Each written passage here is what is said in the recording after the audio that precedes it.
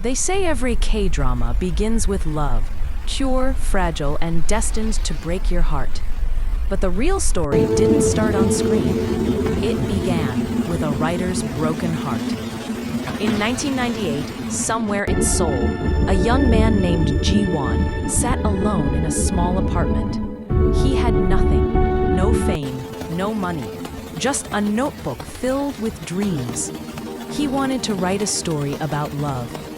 Not the kind that lasts forever, but the kind that changes you forever.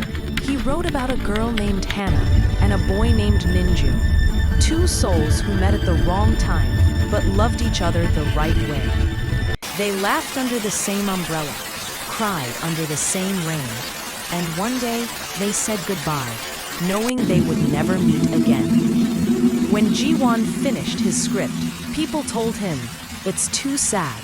No one wants to cry anymore." But Ji-won smiled. He believed people cry not because they're weak, but because they still feel.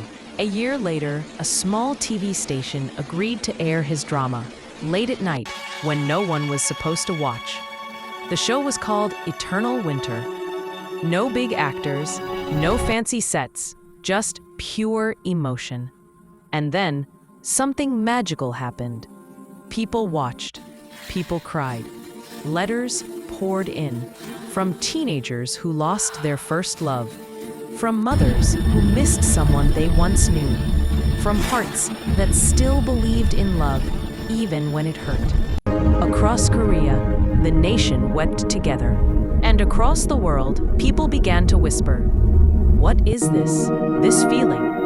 That's when it began. The era of K-drama. It wasn't just about pretty faces or slow-motion kisses. It was about truth. The beauty of loving someone you can't keep. The courage of letting go. The promise that love, even when it fades, still leaves light behind. Ji-won never became rich. He never became famous. But his story lived on. Every tear that falls in a K-drama today carries a piece of his heart. Because in the end, every K-drama reminds us of one thing: to love even when it hurts, to remember even when it's gone, and to believe that sometimes the saddest stories are the ones that make us feel most alive.